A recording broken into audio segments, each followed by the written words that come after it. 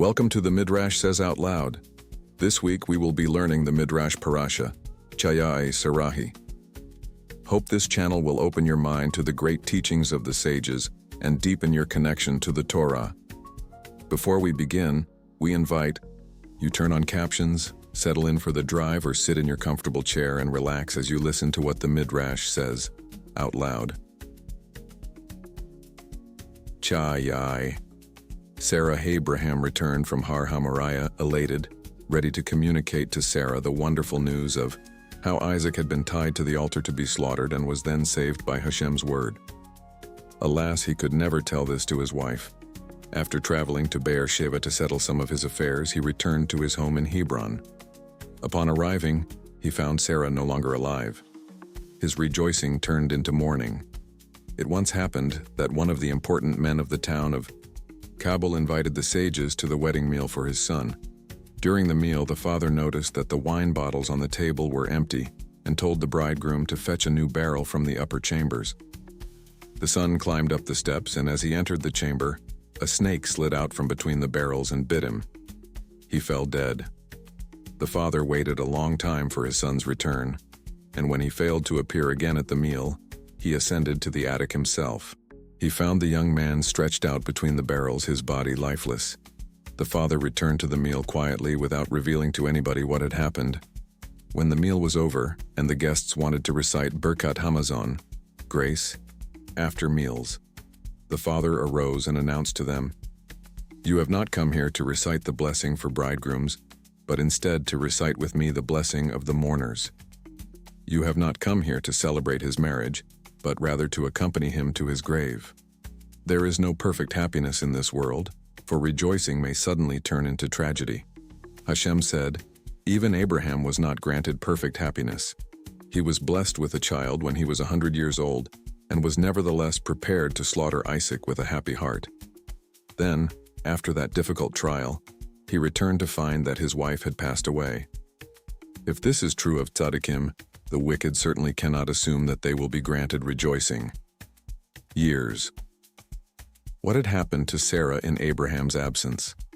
Satan, frustrated because he had failed to achieve victory over either Abraham or Isaac, appeared to Sarah. "Where is Isaac?" he asked her. "He left with his father to study the laws of sacrifices," answered Sarah. "That is not true. Isaac himself is the sacrifice," Satan contradicted. "I don't believe you," exclaimed Sarah. Even though Sarah tried not to believe Satan, she was somewhat affected by his words.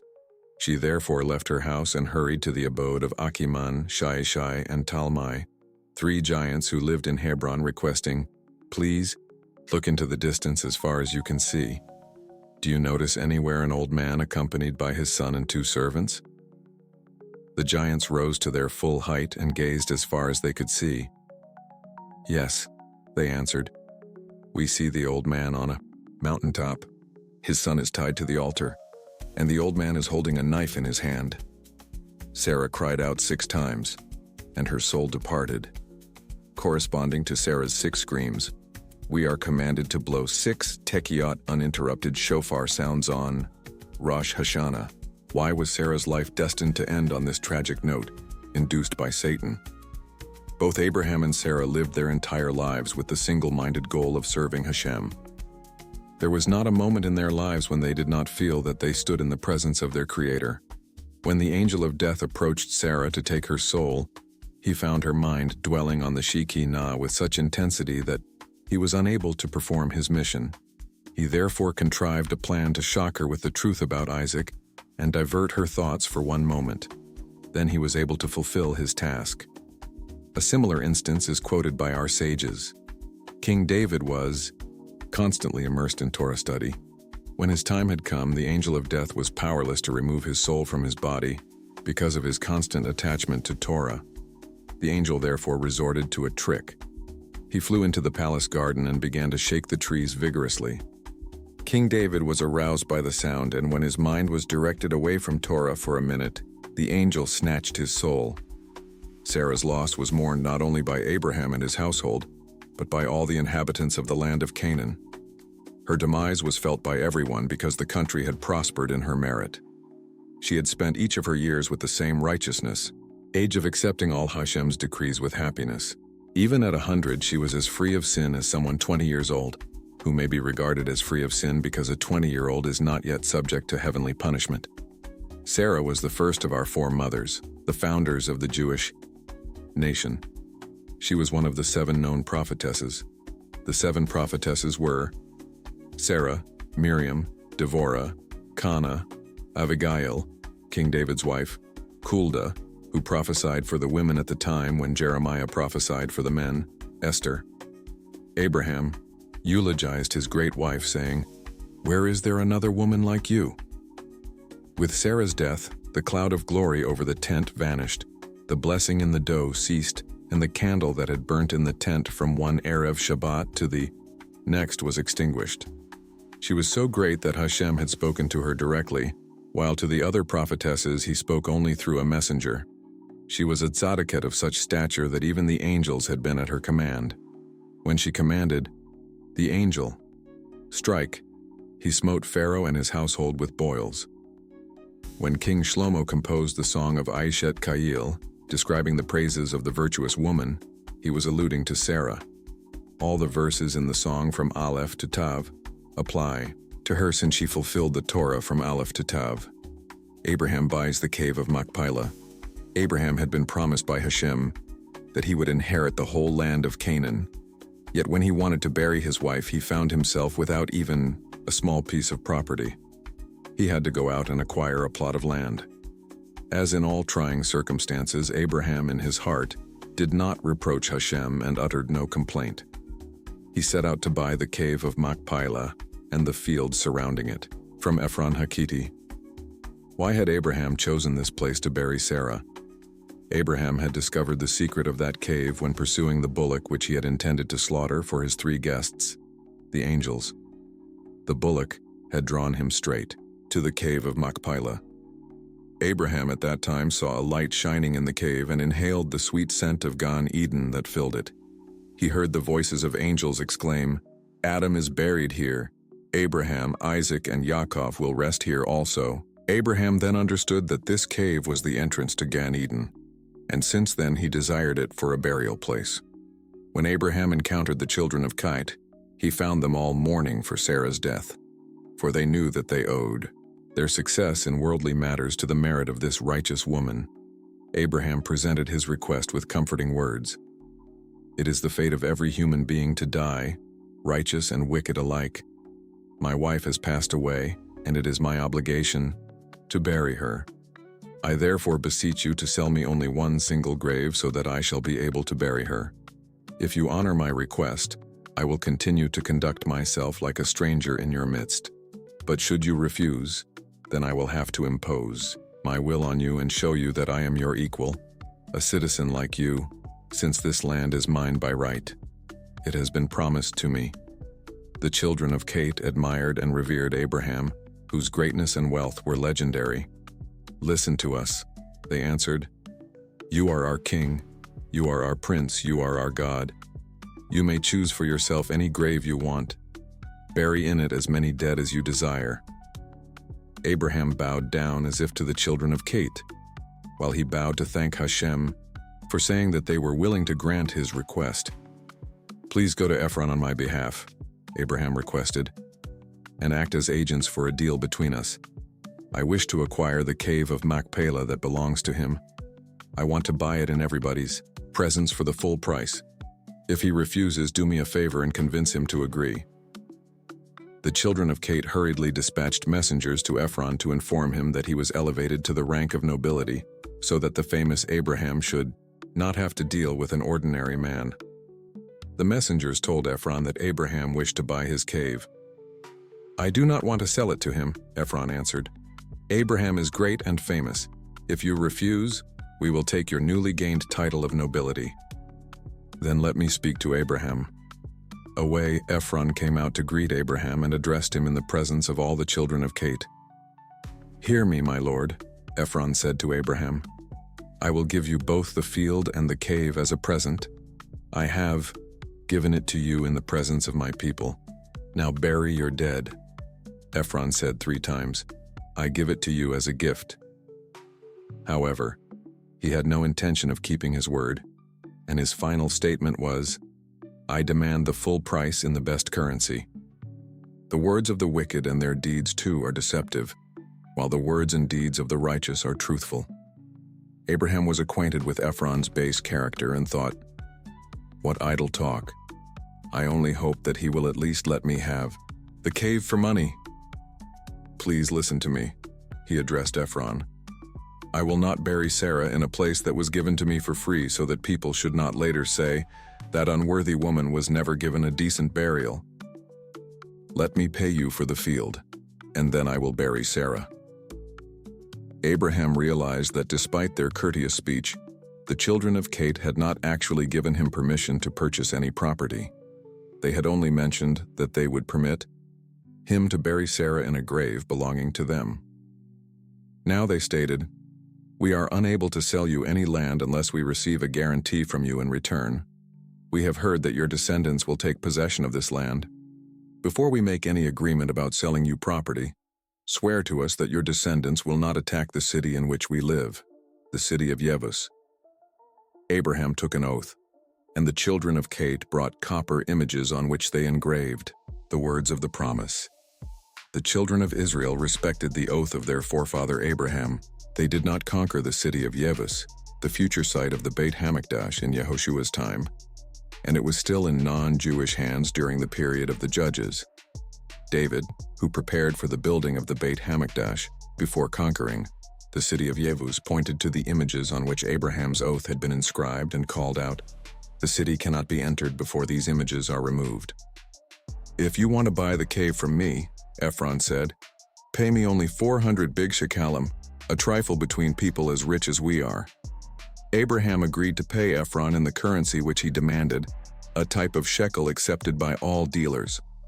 Ephron stood by while Abraham was weighing out the silver and secretly stole from the scale the entire time, to pocket some extra money on the side.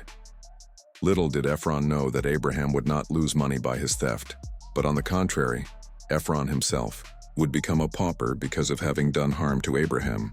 Abraham had received a blessing from Hashem, "And he who curses you I shall curse." Since Ephron had tried to diminish Abraham's fortune, he himself would therefore be cursed. The Torah deleted a letter from Ephron's name when describing how Abraham weighed the money for him by instead of you, signifying that Ephron by his theft did not gain, but on the contrary, incurred a loss. In the presence of all children of Cate as witnesses, Abraham signed a contract with Ephron, defining the exact location of the field and describing its boundaries. He read it aloud to everyone.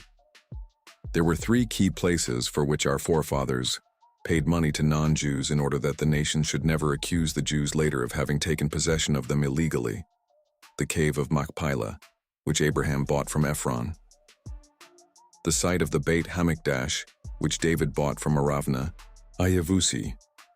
Yosef's burial place in Shechem, which Yaakov purchased, after the sale had been concluded in writing and its rightful ownership established for all future generations. Abraham buried his wife. Ephron had sold the cave unaware of its holiness. All he saw in it was darkness. Had he seen in it what Abraham had noticed, he would never have agreed to the sale. When Abraham entered the cave carrying Sarah's coffin, Adam and Chava arose from their graves and wanted to leave, saying, "We feel eternal shame on account of our sin. Now that you come here, you aggrandize our shame by holding up your good deeds before our eyes. I take upon myself to pray on your behalf so that you will not be put to shame any longer," said Abraham. Adam was appeased and returned to his grave, but Chava still refused to lie down again. Finally, Abraham buried her again when he buried Sarah. Abraham sends Eliezer to find Isaac a wife. Abraham was now an old man. He was full of Torah knowledge, in complete control of his Yetzer Hara, and blessed with every blessing which can be granted to a human being in this world. Even though Abraham was old, he still looked young. Until Abraham's time, people showed no outward signs of aging. They looked youthful until their deaths. Since Isaac looked very similar to his father, Abraham was not readily distinguishable from him. Abraham said to Hashem, "Master of the universe, if Isaac and I enter a place together, people do not know whom to honor. If you alter a man's appearance, in old age people will know whom to honor. Very well, Hashem replied. You asked for a good thing. You will be the first one to see fulfillment of your request. The signs of old age then appeared upon Abraham. 4 factors cause a man to age: fear, aggravation about children, a bad wife, war. We find examples of all 4 in Tanakh. David aged due to fear, as it says, he was terrified because of the sword of the angel of Hashem, and immediately afterwards it states, and David was old. About Eli it states, and Eli was very old and heard all that his sons did to Israel. He became old on account of the aggravation that his children caused him. Of King Shlomo it is said that his wives served idols in his old age, and he failed to protest. His idolatrous wives caused Shlomo to become old. About Yehoshua it states that he waged war against 31 kings, and immediately afterwards, and Yehoshua was old. Even though it states about Abraham that he was old, none of the above causes applied to him. His wife had held him in high esteem. His sons followed in his ways, and he was blessed with good fortune in this world. Abraham's aging was a crown of glory and honor. After the Akedah, Abraham had resolved to seek a wife for Isaac, reasoning, had Isaac been slaughtered on Har Hamoriah, he would have died childless. He was thinking of giving Isaac one of the righteous daughters of Aner, Eshcol, or Mamre in marriage, but Hashem had announced to Abraham on Har Hamoriah that Isaac's mate had been born in Abraham's own family. Abraham did not want to delay his plan to find a wife for Isaac. He was old and thought that his end might be near. He called his servant Eliezer and said to him, Swear to me by my Brit Milah that you will not take a wife for my son from the Canaanites, nor from the 7 nations, which dwell in this land, not even from the righteous daughters of Aner, Eshcol, and Mamre. About all these the Torah will in the future command, you shall utterly destroy them. Instead I travel to Haran and seek a wife for Isaac from my own family. It is true that my relatives are idol worshippers also, but they have a potential for holiness and are capable of teshuvah. When Eliezer heard these words, a wishful thought entered his mind. Why could Isaac not marry his daughter? It was true that Eliezer had come to Abraham's house as a mere slave, but he had long since graduated from a servant to the status of Abraham's outstanding student who drew from the wellsprings of his master's Torah wisdom and passed it on to others. Eliezer was a great man. He was in control of his evil impulses like Abraham, and even resembled Abraham outwardly because of the nobility of soul he had acquired. His daughter, a righteous girl, might be a suitable match for Isaac. Eliezer, playing with the idea that Isaac could marry his own daughter, raised an objection. Maybe the girl will not want to follow me to a far-off land? Abraham, reading his thoughts, corrected him. It is not as you think. Your daughter and my son do not match. You are descendants of Canaan who was cursed, while my son is blessed. A cursed one and a blessed one cannot unite. Eliezer, by serving Abraham faithfully, had elevated himself from the category of the cursed to that of the blessed. He therefore thought that his daughter was blessed too. But Abraham pointed out to him that he had misjudged the situation since he was prejudiced. It would be far better for Eliezer's daughter to marry one of her own kind, since she still belonged in the category of the cursed. She herself would be unhappy and spend her life in sorrow if she married a blessed individual such as Isaac. What if the girl will not agree to come with me? Shall I take your son out of the land of Israel to your homeland? Questioned Eliezer. No, my son, who was chosen to be Hashem's sacrifice on Har Hamoriah, shall not leave the Holy Land, answered Abraham. May Hashem, whose fame I have proclaimed in the world, send his angel before you to assist you in your mission. However, if the girl should refuse to come to the land of Canaan, you will be free from your oath and may then take one of the daughters of Aner, Eshcol, or Mamre for my son. Eliezer swore his loyalty to Abraham. He prepared for his long trip to Haran by loading up 10 camels with the precious belongings of his master. Abraham gave him a signed document stating that all his possessions belonged to Isaac. Hashem sent 2 angels to accompany Eliezer in fulfillment of Abraham's wish that Hashem send an angel before Eliezer. The mission of one angel was to escort him, and the task of the second angel was to draw Rivkah to the well at the appropriate moment. The journey from Hebron to Haran normally took 17 days. How amazed was Eliezer when he found himself on the outskirts of Haran only 3 hours after his departure. He understood that Hashem had performed a miracle by transporting him there speedily for Isaac's sake. He made the camels rest next to the well and prayed to Hashem. Hashem, God of my master Abraham, show mercy to my master Abraham by allowing me to fulfill my mission today. I am standing at the well, and soon the girls of the city will come out to draw water. Let the girl whom I will ask for a drink and who will respond, "Drink, and I will give water to your camels also," be the girl whom you have destined for Isaac. Eliezer thought, a girl who will be kind and charitable enough to offer me and the animals a drink will be compatible with Abraham's hospitable house. 3 people challenged Hashem in a manner which he did not approve. The first was Eliezer.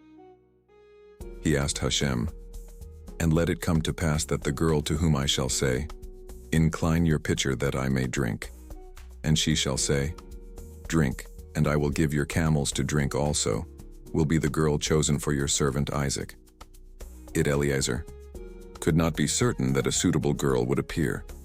It might well have occurred that a blind or lame girl would pronounce those fateful words. Nevertheless, Hashem honored his request and sent him Rivkah, an appropriate match for the house of Abraham. The second was King Shaul. He proclaimed, "Whoever will subdue the giant Goliath shall become the king's son-in-law." This declaration entailed a risk, for a slave or a mamzer might have come forward, been victorious in battle, and claimed the royal hand of Shaul's daughter. But Hashem again responded gracefully and allowed David to slay the giant and marry Shaul's daughter. The third was the judge Yiftash. Battling against Ammon, he vowed, "God, if I will return home in peace from the children of Ammon, I shall sacrifice to you whatever steps out of my house first." There was always a possibility that a dog or a swine or some other impure animal might come out. Would Hashem desire one of those as a sacrifice? Hashem punished him by allowing his daughter to go out to greet him. Why did Hashem respond kindly to Eliezer's and Shaul's requests while he rejected Yiftach's vow? When Eliezer asked Hashem to send him Isaac's mate, the request itself entailed that the girl possessed the trait of kindliness.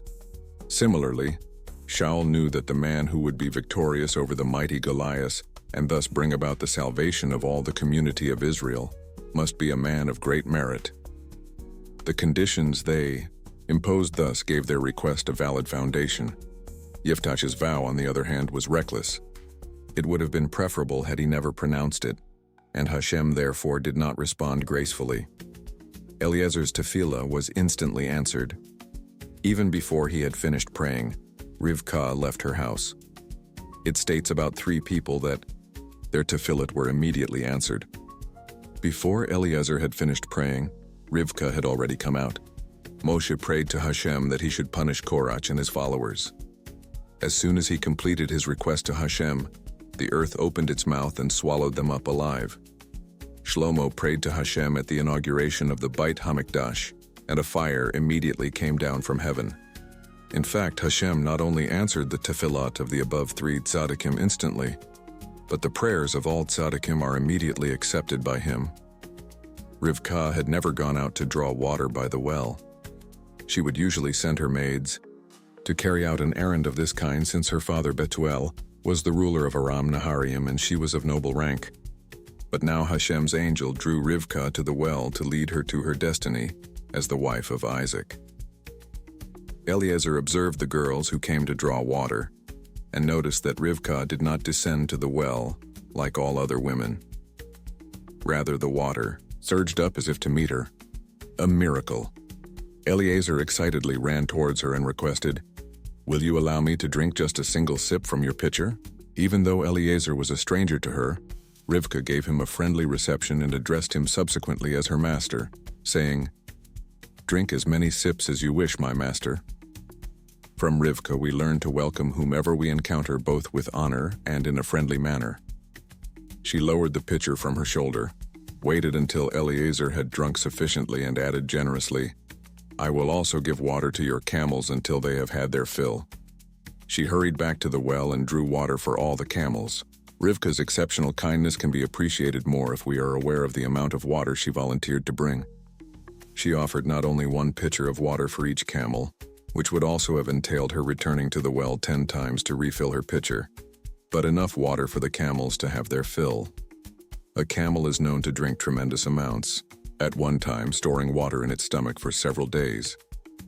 Rivkah accomplished that vast undertaking with great eagerness, and in a hurry, undeterred by the fact that the servant Eliezer did not lift a finger to help her, a young girl, but stood by idly while she kept on working alone.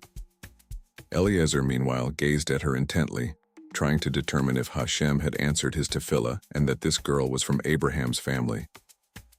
By the time the camels had finished drinking, Eliezer was convinced that Hashem had granted him success in his mission in Abraham's merit, and that this girl was indeed destined to be Isaac's wife. Her outstanding deeds were of the same kind as the boundless hospitality practiced in Abraham's house. He drew from his pocket a heavy golden pendant and 2 golden bracelets, each weighing 10 shekel, and put them on her arm. Rabbi Shimon ben Eliezer reported, "I encountered a woman who had quicker wits than I. Once, while walking on the road, I came to a well and met a girl filling her pitcher. 'Please, my daughter,' I requested, 'let me have a drink.' 'Drink,' she answered. 'I will also give water to your donkey.' I drank, and when leaving said to her, 'Thank you, my daughter. You have acted to me like Rivkah towards Eliezer.' 'But you,' she retorted, 'have not acted to me like Eliezer towards Rivkah.' Then Eliezer asked her, 'Whose daughter are you?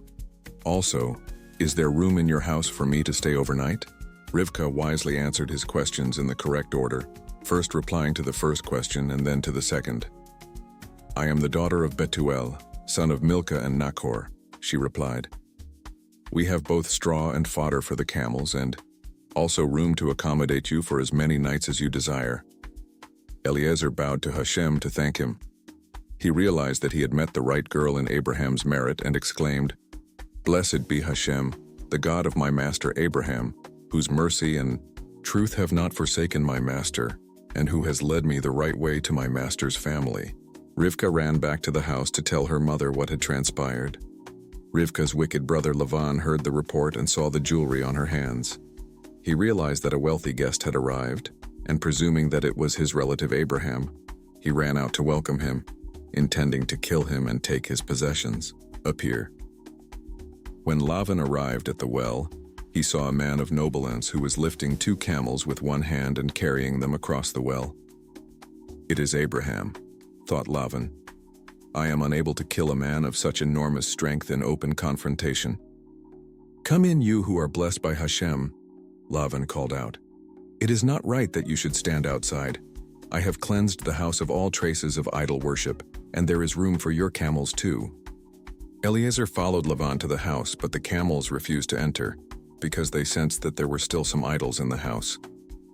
Even the animals of a tzaddik become elevated and assume some of the characteristics of the tzaddik.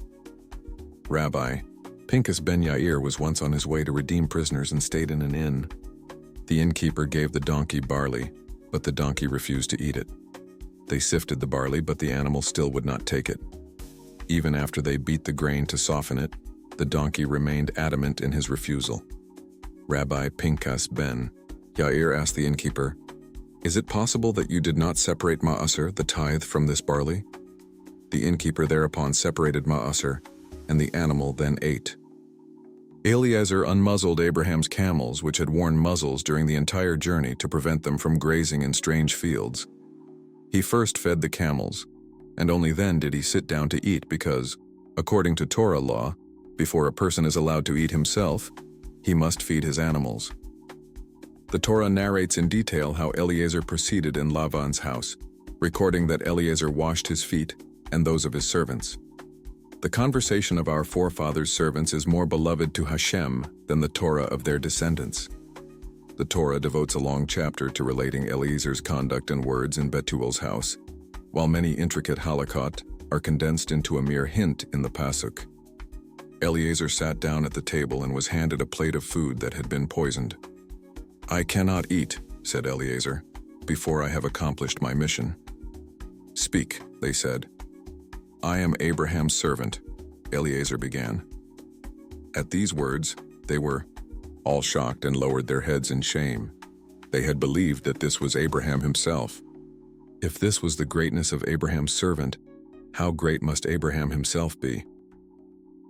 Hashem has blessed my master greatly, Eliezer began. He wanted to acquaint Bethuel and Lavan with Abraham's great wealth to make them agreeable to the match. Hashem gave him gold, silver, slaves and maids, camels and donkeys. Sarah bore my master a son in his old age, to whom all my master's possessions belong. Eliezer showed them the gift contract signed by Abraham, which stated that all his master's possessions belonged to Isaac.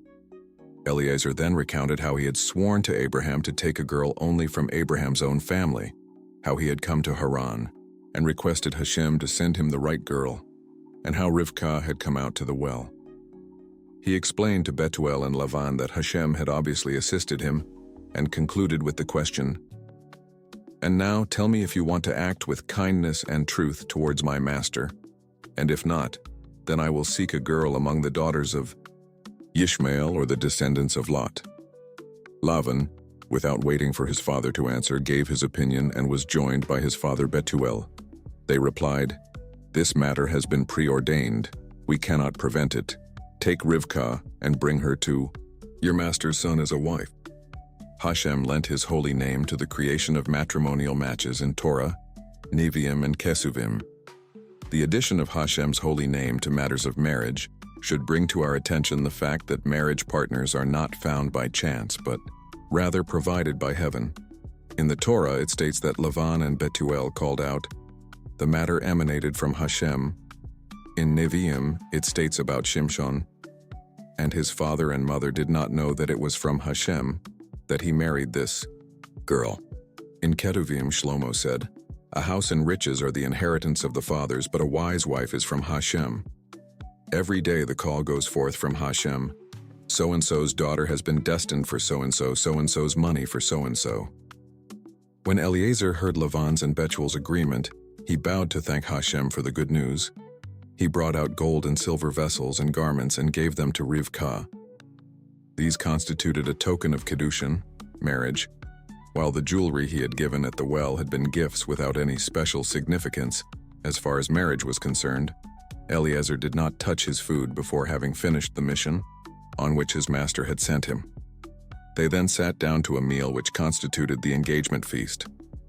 Bethuel had put a dose of poison into the food served to Eliezer with the intention of murdering him and taking his possessions. But while Eliezer had spoken, the angel who accompanied him exchanged his poisoned portion with that of Bethuel. Bethuel ate it and died that night. Why did Bethuel deserve to die? Bethuel, the depraved ruler of Aram Naharaim, claimed first right to every girl in the country who was about to be married. When the people heard about Rivkah's betrothal, they said, "Now we will see how he acts towards his own daughter. If he will do to her what he does to our daughters, good. If he treats her differently, we will kill him and his entire family." The angel killed Bethuel on the night of the engagement to prevent a tragedy. The next morning Eliezer said, "Let me return to my master." "No," protested Lavan and Rivkah's mother. "Let the girl stay here at least during the 7 days of mourning for her father, and then another year to prepare her bridal trousseau." Eliezer could see Hashem's angel waiting for him outside, and replied, "I must leave. Do not delay me. You heard how Hashem shortened the route for me to hasten the success of this undertaking. Let us then call Rivkah and ask her opinion," said Lavan and his mother. They called her in and questioned her in a disapproving tone. "Do you really intend to go with this man?" they asked, encouraging her to answer in the negative. But the young girl replied firmly, "I shall go of my own accord even if you do not consent." Rivkah was glad to be able to leave her family and hometown and become the wife of a righteous man. She had grown up like a rose among the thorns, between her corrupt father Bethuel, her equally wicked brother Lavan, and in a town of swindlers. Why did Hashem cause Rivkah to grow up in such an unholy environment? Hashem planned to exile the community of Israel in foreign lands among depraved nations. The dangers of assimilation there were very real, and so he planted our forebears in depraved environments whose influences they were able to withstand, and thus bequeath this potential to their children. Rivkah's family gave her a parting blessing, the hypocritical wish, Our sister, may you become thousands of myriads, and may your descendants take possession of the gate of their enemies." They did not actually mean what they said, but Rivkah nevertheless suffered from the blessing of her wicked relatives for the next 20 years. Because of this blessing, she was barren, because Hashem did not want these idol worshippers to claim later. She was blessed with children as a result of our prayer. She therefore only conceived 20 years later after Isaac had prayed for her. Thus goes the proverb, "The blessing of the wicked is a curse." Eliezer and Rivkah departed. The servant walked in front of Rivkah, who followed him on a Chayei camel accompanied by her nurse Devorah. Eliezer did not allow Rivkah to ride in front of him. Our sages teach that it is not proper for a woman to walk in front of a man. Contrary to popular etiquette, the man should rather walk in front of the woman. Rivkah and Eliezer left Haran at noontime and arrived in Beer Sheva that afternoon already. Hashem again performed the miracle of contracting the road so that Eliezer should not have to remain with Rivkah overnight. While Eliezer was on his journey, Isaac had traveled away from home too. He had gone to bring Hagar back to remarry Abraham, saying, "My father is worried about my getting married while he himself has no wife." At the time when Rivkah and Eliezer were approaching, Isaac had gone out to pray Mincha in a field on Har Hamoria, where he felt the presence of the Shekinah. Our forefathers instituted the 3 daily prayers. Abraham instituted Tefillas Shakarit. Isaac instituted Mincha. Yaakov instituted Ma'ariv. As the caravan approached, Rivkah saw the noble figure of a man whose right hand was stretched out in prayer towards heaven. He was surrounded by the light of the Shekinah, and above him hovered an angel to guard him. "This must be a great man," Rivkah thought. "Who is this man?" she asked Eliezer. "It is my master," he replied. Rivkah immediately offered thanks and praise to Hashem that she was destined to marry this tzaddik. But suddenly she had a vision that a wicked son, Esau, would be born from her. She trembled and fell from the camel, sliding to the ground. Before meeting Isaac, Rivkah modestly covered herself with a veil. Eliezer brought Rivkah to Abraham and Isaac and told them of all the miracles that had happened to him in their merit. Before Isaac married her, Abraham said to him, "You must make sure that Eliezer did not touch Rivkah while he was traveling with her, since Eliezer is a member of the Canaanites who are suspect of immorality." Abraham cast false suspicion upon Eliezer, who was innocent. In return, Eliezer was repaid by Hashem by being taken to Gan Eden alive. Isaac had mourned his mother's death for the past 3 years. Every time he had entered her tent and found it dark, he sank into despondence. If Sarah was alive, the candle burned from one Erev Shabbat to the next, the dough was blessed, and the cloud of the Shekinah rested above her tent. After Sarah's death, all 3 blessings ceased. Now that Rivkah entered the tent, they all returned. Why did Sarah deserve these 3 miracles? Sarah was meticulous in observing the 3 mitzvot given specifically to women, lighting candles for Shabbat, separating challah from the dough, and upholding the laws pertaining to the nida. In return, Hashem rewarded her with 3 blessings. For being careful with taking challah, her dough was blessed. As a reward for fulfilling the mitzvah of lighting the candles, her light burned from one Erev Shabbat to the next. For purifying herself, the cloud of the Shekinah rested above her tent, since the state of purity leads to the presence of the Shekinah. All 3 signs reappeared for Rivkah because she observed these mitzvot with the same precision as Sarah had. Isaac found comfort in his wife and no longer mourned for his mother. Abraham remarries Hagar, who bears the new name Keturah. After Isaac's marriage to Rivkah, Abraham also remarried. Abraham had already produced his most illustrious offspring and heir. Why then did he see fit to remarry in his old age? If a man, in his youth, had a wife who bore him children, he should nevertheless not refrain from remarrying and begetting children in his old age, for he has no way of knowing which of the children will prove to be better. We learn this from Abraham, about whom it states, "Then Abraham again took a wife, and her name was Keturah." Rabbi Yehuda taught, "If you learned Torah in your youth, learn Torah in your old age as well, for you do not know which Torah will last." Rabbi Akiva taught, If you taught students in your youth, you should nevertheless teach students in your old age too, since you cannot know which of them will endure and which will prove to be the best. Rabbi Akiva himself set the example for this dictum. He raised 24,000 students, all of whom died between Pesach and Shavuot, as a punishment for not having given the proper respect to each other. Subsequently, Rabbi Akiva raised another 7 disciples: Rabbi Meir, Rabbi Yehuda, Rabbi Yossi, Rabbi Shimon, Rabbi Eliezer ben Shammua, Rabbi Yoshanan Hassandler, and Rabbi Eliezer ben Yaakov. These became so great that they filled the entire land of Israel with their Torah.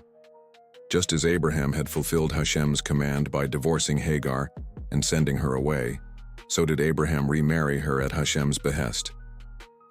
The Torah relates that Abraham married a wife by the name of Keturah, but in fact it was Hagar whom he remarried.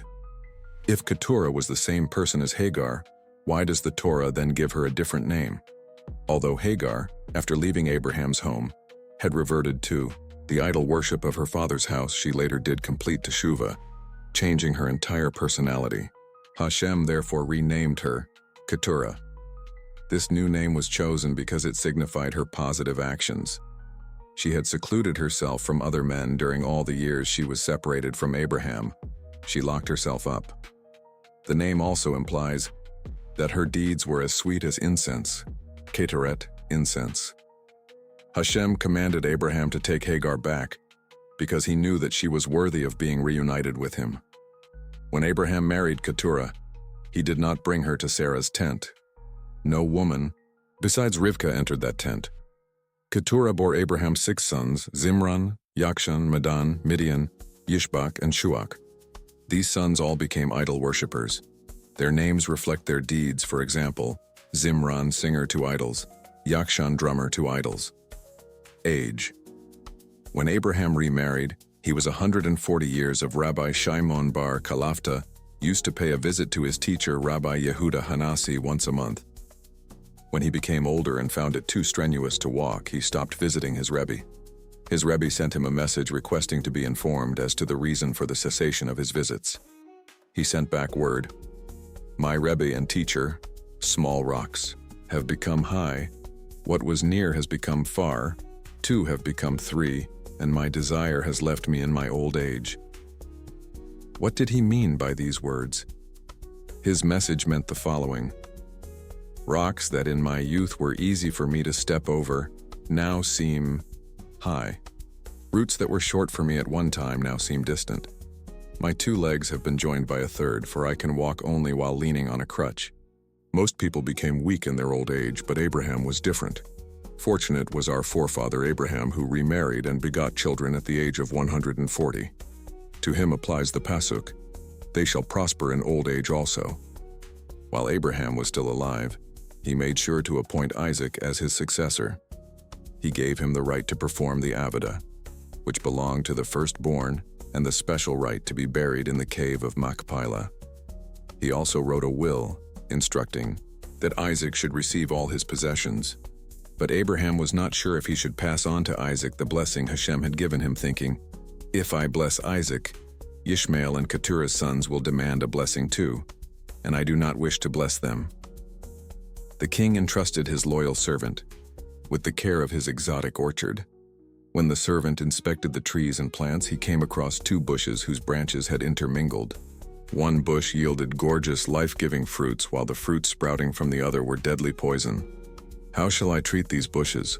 wondered the servant. "If I water them, the poisonous shrub will flourish, producing more poison. If I let them dry up, the wonderful beneficial bush will die. What am I to do?" Finally, he thought, "I am only a servant. The decision is not mine. Let me do my work on all the other trees, leaving these untouched. Let the owner of the orchard, the king, solve the problems himself." Thus Abraham said, "Shall I bless Isaac? If so, I will have to bless Ishmael and my other sons too. Or should I rather withhold the blessing from Isaac on account of his brothers?" He concluded, "I am here today, and tomorrow I will die. Let me leave the matter alone and let Hashem, the conductor of all affairs, decide whom he wants to bless."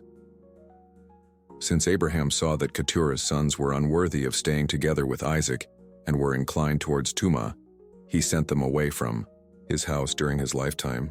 On their departure, he gave them as a gift the knowledge of Shemot HaTumah, as a protection for them, since they were not worthy of protection by Hashem's holy name. Hashem had promised that Abraham would live to a ripe old age.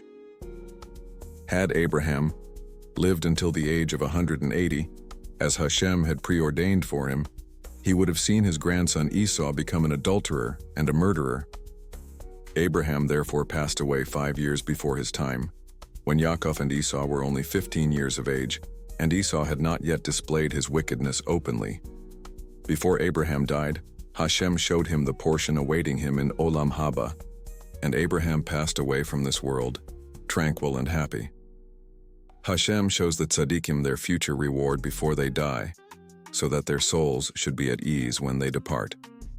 One of Rabbi Shimon Bar Yochai's students left the land of Israel and became wealthy. His fellow students were envious of him and thought of leaving the land of Israel to acquire riches. Rabbi Shimon Bar Yochai read their thoughts. He conducted them to a valley in Meron. There he halted and prayed to Hashem to perform a miracle for him, calling out, "Valley, valley, be filled with golden coins." A stream of golden coins began to pour from the valley. The students stood in a daze. "If your heart seeks wealth, here it is," Rabbi Shimon told his students. "Each one may take as much as he wishes, but you should know one thing. Whoever takes now forfeits from his portion in Olam Haba." There were tzaddikim who possessed riches in this world which did not detract from their reward in Olam Haba, since they used whatever they possessed leshaim shamayim, for the sake of heaven. Rabbi Shimon Bar Yochai, however, warned his students that one who uses his money for luxuries in this world detracts from his portion in Olam Haba. When Abraham died, all the great people among the nations mourned, "Woe to the world that has lost its leader, and woe to the ship that has lost its captain." During his lifetime, Abraham had prayed for barren women, and they became pregnant, for the sick, and they were healed. Even ships traveling in the far-off ocean had been saved, in Abraham's merit. So great was he and so invincible his faith that although the entire world denied Hashem's existence, he was able to stand alone in his belief and affirm Hashem's omnipotence. It is on this account that he was called Abraham Halvri, meaning the man who stood on one side while the whole world joined forces against him. There had not been one day in his entire life when he had not accomplished an act of Kiddush Hashem. Abraham was buried by his sons Isaac and Yishmael. Yishmael did teshuvah while Abraham was alive and honored Isaac by giving him precedence even though Yishmael himself was the firstborn. Yishmael was rewarded by Hashem for having come specially from the wilderness to pay his father the last respects. In return, Hashem honored him by enumerating the last portion of this Parsha Yishmael's progeny. Shem and Eber accompanied Abraham's coffin and determined the proper place for his grave in the Cave of Machpelah. Even in death, Abraham's body did not decay.